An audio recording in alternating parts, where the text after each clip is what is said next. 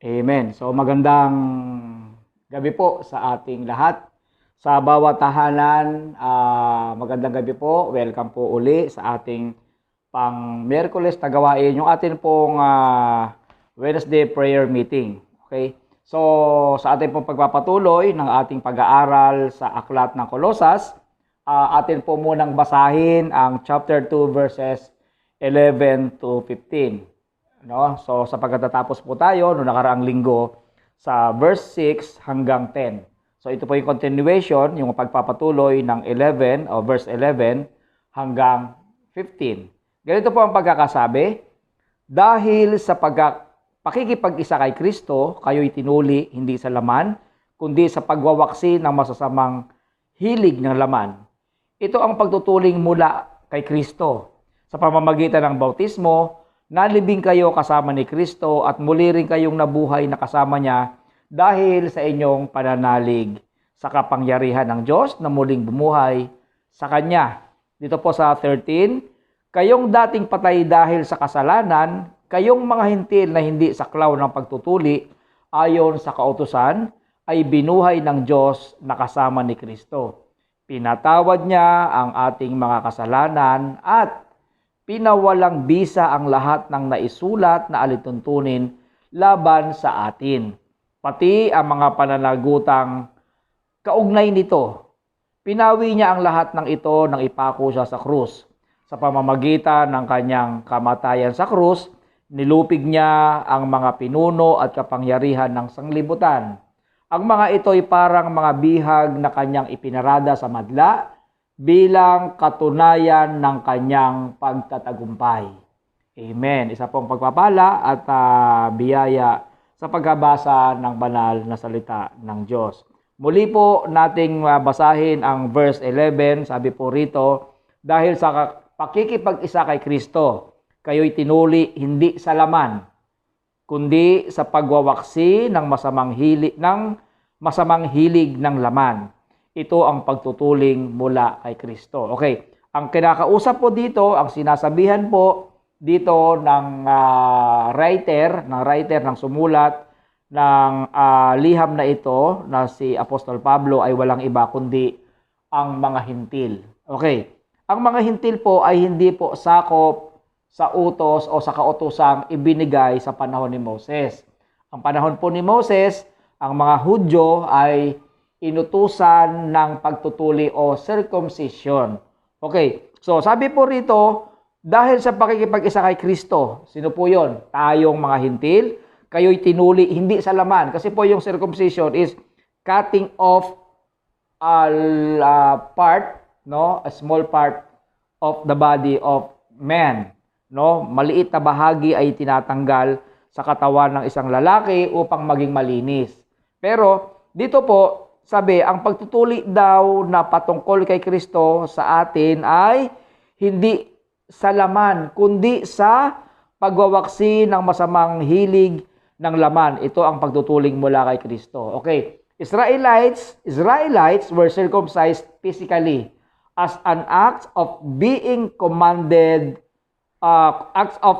clean, commanded given by Moses. So, yun po ay kautusan na ibinigay ni Moses sa mga Israelita na dapat ang isang Hudyo, no, isang Israelita ay dapat maging malinis sa harap ng Diyos sa pamamagitan ng circumcision.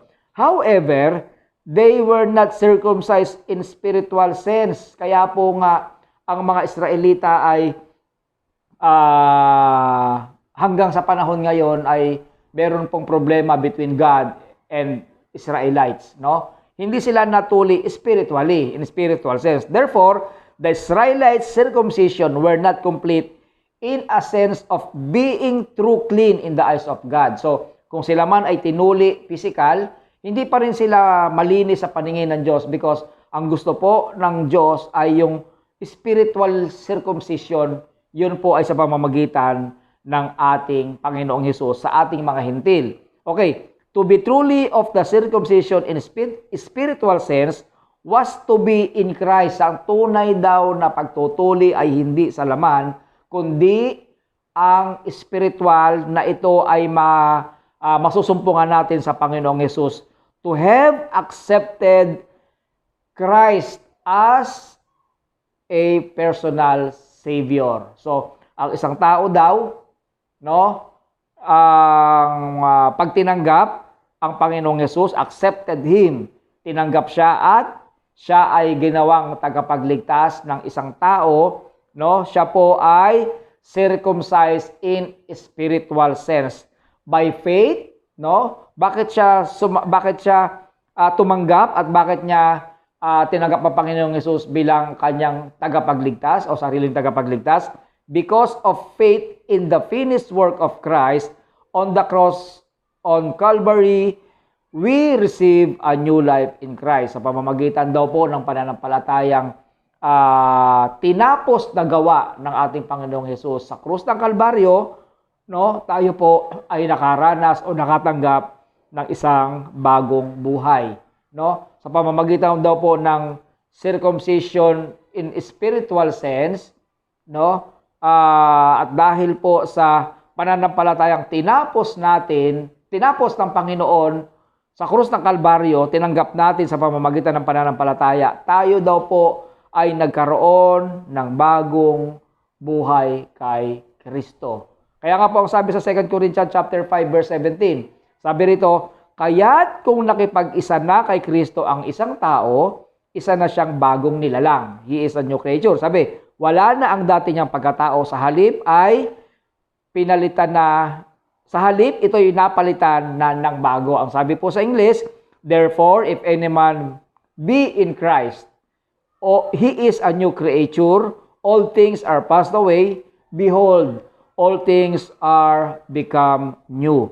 Okay, so ang isang tao daw, pag nakipag-isa na kay Kristo, pag tinanggap si Kristo, ay nagkaroon ng isang bagong buhay mula kay Kristo, siya ay isa ng bagong nilalang. Yung dati mong buhay, hindi na ikaw yun.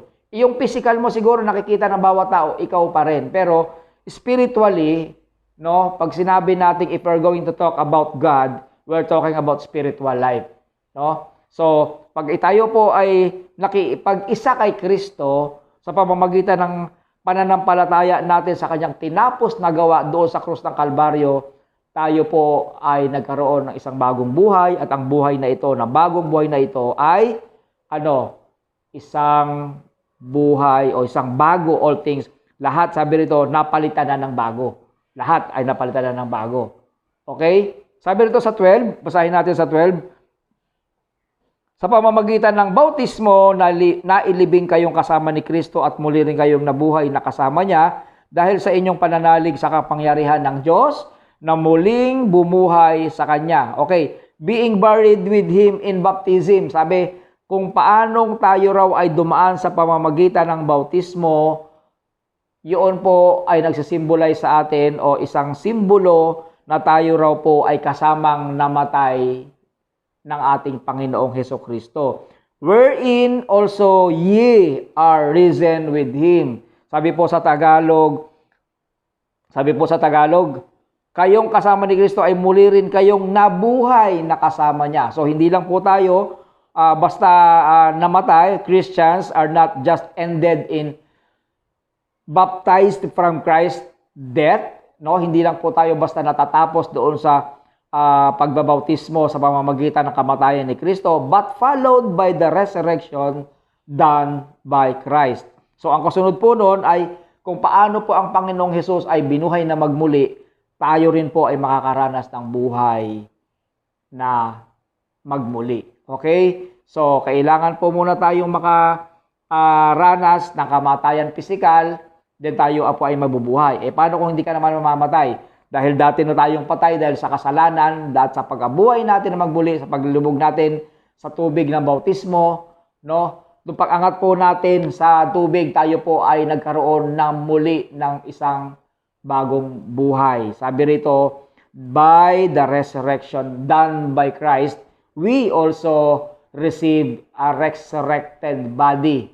Okay, kung tayo po ay namatay sa bautismo kasama ni Kristo, tayo din po ay mabubuhay na kasama ni Kristo dahil sa kanyang ginawa. Okay? Dito po sa 13, Sabi po rito, kayong dating patay dahil sa kasalanan, kayong mga hintil, o ulitin ko, kayong dating patay dahil sa kasalanan. Sino yung kayo? Kayong mga hintil na hindi saklaw ng pagtutuli ayon sa kautusan, ay binuhay ng Diyos na kasama ni Kristo. Pinatawad niya ang ating mga kasalanan. Okay? So, tayo raw ay hindi saklaw ng kautusan ng pagtutuli. Yung pagtutuli na yun po ay sa panahon ni Moses. Okay? Kautusan po ni Moses. Sabi, tayong mga hintil na hindi saklaw na kautusan ng mula kay Moses, sabi rito, ay binuhay ng Diyos kasama ni Kristo.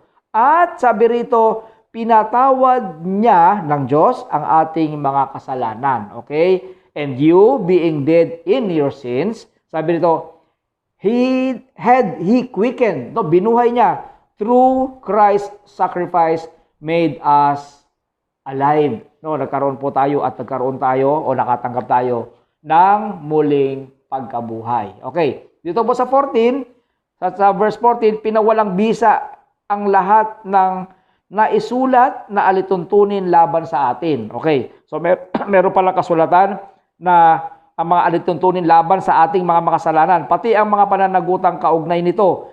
Pinawi niya ang lahat ng ito ng ipako na kasamang ipinako niya sa krus. Sabi pa dito sa English, blotting out the handwriting of ordinances that was against us.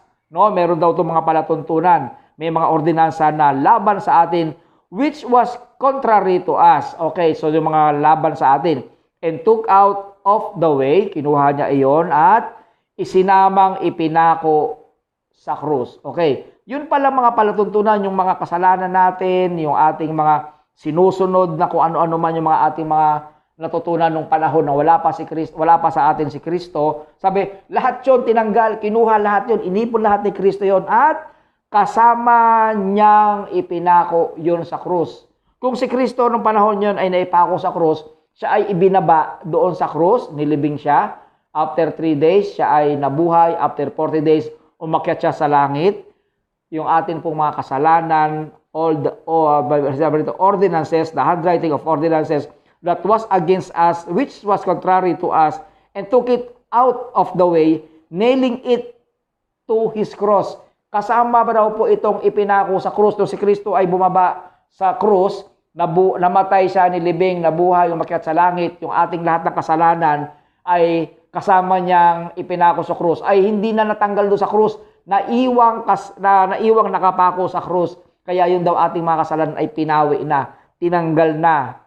Sabi rito, blotting out, pinawalang bisa ang lahat ng mga naisulat na palatuntunan, alituntunin laban sa atin. Pati ang mga pananagutang kaugnay nito. So wala na tayong pananagutan, wala na tayong alituntunin, wala na lahat. Yun ay ipinako ng kasama sa krus niyang Panginoong Jesus. The law of God spoke of His perfect righteousness was gained by Christians through Christ. Alam niyo po, doon po sa doon po sa kautusan ng Diyos na ibinigay kay Moses, na ibinigay niya sa mga Israelita, walang sino mang nabuhay sa panahon ni Moses hanggang sa panahon ngayon na nakasunod sa lahat ng mga kautosang yon. Sabi, dahil yun daw po ay isang perfect righteousness of God. So, kung iyon ay masusunod mo lahat, kapantay mo na ang Diyos. Kung lahat ng sulat sa Biblia o lahat ng kautusan ng Diyos na ibinigay sa tao ay masunod din ang lahat, ibig sabihin, lahat ng sabihin ng Diyos o lahat ng mga iutos ng Diyos sa tao, kaya ng tao, ibig sabihin, kaya o pantayan ng Diyos ang tao. Pero ang sabi, hindi o walang sinuman na naging matuwid sa harap ng Diyos sapagkat lahat ay nagkasala at walang sinuman na naka-perfect doon o nakatupad sa lahat ng kautosang ibinigay ng Diyos kay Moses at ipinasa ng Moses sa mga Israelita. Walang sinuman. Kaya sabi nito, the law of God, no, spoke of His perfect righteousness. No, yung kautusan ng Diyos na mula binigay niya kay Moses, ito po ay yung perfect righteousness of God. No, sabihin, kung ang sinuman ay makatugon o makasunod sa lahat ng pag-uutos na ito, no, ay perfect na rin siya. Katulad na siya ng Diyos. But this righteousness was gained by Christians through Christ. Ibig sabihin, nagiging matuwid daw po ang isang tao kung tayo daw po ay may pananampalataya kay Kristo. So, ibig sabihin, nagkaroon pa tayo ng padrino sa harap ng Diyos sa pamamagitan po ng pananampalataya natin kay Kristo. No, siya po ang ating mediator. Siya po ang tagapagsalita. Siya po ang ating tagapagtanggol sa harap ng ating Diyos na sa langit. Dahil ang righteousness, the perfect righteousness of God ay walang sino man, no, na naka-gain o nakagawa, no, at sunod sa lahat ng kautusan. These ordinances that was against us was destroyed and nailed it to the cross. So lahat daw 'yun, no, yung hindi natin kaya lahat. Sabi niya, hindi na yan, hindi nyo kaya yan, mahirap yan. Mawawala na lang relasyon ng lahat ng tao sa mundo. So, kasama na yan ipinako sa krus. Okay. O, paano naman kami? So, kayo, ang gagawin nyo, sasampalataya lang kayo sa akin, no? Sa ganoon sa Panginoong Hesus, kung ganoon sa usapang secular conversation, yung sa pakikipag-usap mo, no, sa normal na tao. So, parang ganoon ang sistema. Okay. So, hindi nyo kaya maging perfect, no? Yung tinatawag nating perfect righteousness of God, hindi natin kaya pantayan yon. So, gagawin natin doon sa lahat ng mga kasalanan na gawa nyo, sasama natin yung ipapako sa krus. Okay. So, iiwan na natin yan dyan. So, hindi na yan maaalis dyan. Ano mangyayari? So, papalitan na yan ng perfect righteousness of God through Christ. Through our faith in Christ. Siyempre, di ba? Okay. So, sabi po sa 2 Corinthians 5:21, si Kristo, alam nyo po mga kapatid, in real sense, sa tunay na buhay, kung ating uusapan o i-realize natin ang katotohanan, it was our sins who crucified Christ. Yung kasalanan po natin, tayo po ang may kasalanan.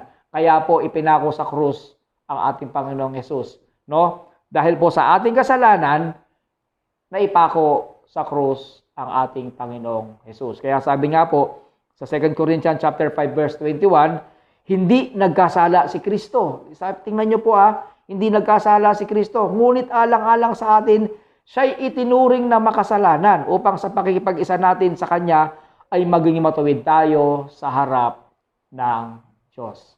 Okay? Uulitin ko, si Kristo raw ay hindi nagkasala. Ngunit alang-alang sa atin, dahil sa atin, siya'y itinuring na makasalanan upang sa pakikipag-isa natin sa Kanya ay maging matuwid tayo sa harap ng Diyos. Binuno ng Panginoong Hesus ang lahat ng ating kasalanan na dapat tayo ang ipapako sa krus. Pero sinalo niya, no?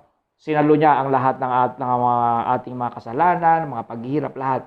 No? Kaya ang labis, sabi po dito sa verse 15, sabi dito, sa pamamagitan ng kanyang kamatayan sa krus, nilupig niya ang mga pinuno at kapangyarihan ng sanlibutan. Ang mga ito ay parang mga bihag na kanyang ipinarada sa madla bilang katunayan ng kanyang pagtatagumpay. Okay? Sabi rito sa 15, sabi sa English, and having spoiled principalities and powers, winalang bisa niya, spoiled, sabi, tinanggal niya, itinapon niya, winaksi niya, walang kabuluhan, tinanggal niya ang bisa ng principalities and powers, yung kanyang, kapangyarihan, pinuno at kapangyarihan, sabi, nilupig niya. Okay? Sabi rito, having spoiled principalities and powers, He made show of them openly. Okay, inihayag sa madla, ipinarada sa harap ng maraming tao. Sabi rito, triumphing over them. Sabi rito, bilang katunayan ng kanyang pagtatagumpay. Dominions and powers on earth were defeated at Calvary. So, lahat ng pamunuan, ng kapangyarihan, dominions and powers, sabi, were defeated, tinalo, nilupig sa krus ng Kalbaryo. And by the cross, all powers that opposed God's righteousness were held up and made powerless before Him. Okay, ang lahat daw, no, ng mga dominions, powers, kapangyarihan, pinuno, sabi, made them powerless, no, before God, before in the eyes of God, because of Christ. The cross was not just a sign of defeat. Hindi lang yung cross daw, kung titingnan natin, hindi lang siya ordinaryong simbolo na yun ay isang paglupig sa lahat ng kasamaan ng victory, powers and dominions. But sabi rito, a big sign of victory. Amen? So sabi po, ang krus daw po ay sign, hindi lang basta sign ng paglupig, kundi ito daw ay isang malaking simbolo ng katagumpayan. Through this sign, all Christian must to experience it in their daily living. So dapat daw po, kung tayo ay nakipag-isa kay Kristo, tayo ay bago ng nilalang, ang lahat ng mga luma na, yung mga ating mga pinagdaanan, lahat ng mga kasalanan, lahat isinama ng ipinako sa krus kay Kristo, at sa pamamagitan po ng Panginoong Hesus, tayo daw po ay kasamang nailibing sa pamamagitan ng bautismo, at ng Panginoong Hesus po ay binuhay na magmuli. Nagkaroon po tayo ng buhay na magmuli. Ngayon po ay meron na tayong buhay na magmuli. Okay, at sa pamamagitan po ng pagkabuhay na magmuli, sabi, winalang kabuluhan, nilupig niya, dinefeat niya, pinowerless niya ang lahat ng dominion, principalities, no, powers. He made them all powerless, no, sa pamamagitan ng Panginoong Hesus. At hindi lang po daw basta defeat ang sign ng cross o sign o simbolo ng cross, kundi a big sign of victory. Okay? Ang sabi nga rito, and through this sign, at sa pamamagitan ng simbolong ito, dapat all Christian must, dapat, sabi, to experience it. Ano yung it na yon? Yung victory in their daily living. So dapat po tayo, araw-araw ang buhay natin ay may katagumpayan. Anong klaseng katagumpayan? Lahat. No? Hindi pili. Lahat. Pastor, paano kung nagkasakit ako? Di tumawag ka sa Panginoon. Di ba? Paano kung nagutom ako? Tumawag ka, magsumikap ka, then tumawag ka. Basta ikaw nagtagumpay na. Basta ikaw nagtagumpay ka na sa pamamagitan ng Panginoong Hesus, napakahina naman ng ating Panginoon kung siya ay nagtagumpay sa krus sa Kalbaryo, tapos tayong tagasunod niya, hindi victory. Malabo yun. No? Sapagkat walang pangako ang Diyos na hindi natupad. No? Lahat yan natupad. At yan ay napatunayan na ng milyon-milyong tao, bilyong-bilyong taong sumunod sa Panginoong Hesus sa pamamagitan ng kanyang pagkapako sa krus ng Kalbaryo. Mga kapatid, the blood of Christ and the Calvary purchased us in the power of bondage of sin. Ang dugo po ng ating Panginoong Hesus na ibinuhos sa krus ng Kalbaryo, ang kanyang ipinangbili, pinangtubos sa atin bilang alipin ng kasalanan. Kaya nga po tayo ngayon ay dapat hindi na alipin ng kasalanan. Kung tayo ay nagkasala noon, dapat hindi na tayo magkakasala ngayon.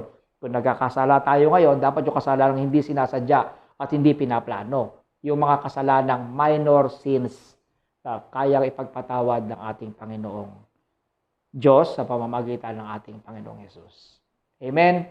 So mga kapatid, hanggang dito lang po muna ang ating reflection sa chapter 2 verses 11 hanggang 15 ng Colosas. Magandang gabi po sa pangalan ng Ama, ng Anak, at ng Espiritu Santo. Amen. So ngayon po ay dadako po tayo sa pananalangin. Meron po tayo mga kapatid na humihiling po ng mga prayer request o hiling sa panalangin. So tayong lahat po ay dumako sa presensya ng ating Panginoon. Yes, Lord God. Hallelujah. Hallelujah. Hallelujah. Dakilang Diyos, amang banal na makapangyarihan sa lahat. Muli po, Panginoon, tanggapin niyo po sa amin ang aming pinakamataas na pagpupuri at pagsamba, pagdakila sa iyong banal at makapangyarihang pangalan. Panginoon, Diyos na makapangyarihan sa lahat, sa pangalan ni Jesus, kami po, sama-sama sa bawat tahanan, kung nasaan mang lugar, Panginoon, ang iyong mga anak, na ngayon ay kasama sa gawaing ito ng pananalangin, ng pag-aaral ng iyong banal na salita, ay patuloy pong dumudulog sa iyong banal na presensya upang magpuri at magpasalamat. Sa Panginoon, sa mga nakalipas na araw ng buhay namin, sa bawat oras ng buhay namin, O Diyos, nagpapasalamat po kami sapagkat nararamdaman po namin na ikaw ay kasama namin sa buhay namin araw-araw. Salamat po. Salamat po sa pag-iingat, salamat po sa mga pagkain, sa mga pinansyal na kailangan namin na patuloy po na ninyong ibinibigay sa amin, sa relasyon na maayos. Salamat po, Panginoon. Ikaw po, O Diyos, ang may nagbigay sa amin ng lahat ng aming pangangailangan ayon sa iyong kalooban, ayon sa aming pangangailangan. Salamat po. Nilalapit namin sa inyo, O Diyos, sa oras na ito, ang aming mga kapatid, ang aming pong kapatid na si Cora Montejo. Siya po ay nagpapasalamat sa iyong mapagpalang pagpapagaling sa kanyang high blood, sa kapayapaan ng kanilang buhay, dagdag na kalakasan sa bawat isa sa kanila ng Montejo family. Sinasama niya po sa pananalangin ang kanyang mga pamangkin. Panginoon, ikaw po ang gumitna, ang iyong banal na presensya ay pakilusin at iparamdam niyo po ito sa pamilya ng Montejo family, Panginoon. Huwag mo po silang pababayaan, ingatan niyo po kung ano man po pa ang kanilang mga kailangan o kahilingan. Hindi man po namin mabanggit o mabigkas sa panalangin ito. Naniniwala po kami na sa kanilang mga personal na pananalangin ay nasasabi po nila ito sa inyo, Panginoon. Patuloy ka pong kumilos sa kalagitnaan ng Montejo family. Ganoon din po, Panginoon, nagpapasalamat po ang Gomez family, si Edna at si Noel, sa kanila pong nakalipas na anibersaryo. Ganoon din po sa kanilang buhay araw-araw, sa kanilang kaligtasan, kalakasan ng katawan at pangangailangang ibinibigay mo sa kanila araw-araw. Pagpalain mo po ang Gomez family at patuloy niyo pong gamitin sa iglesyang ipinagkatiwala niyo po sa kanila.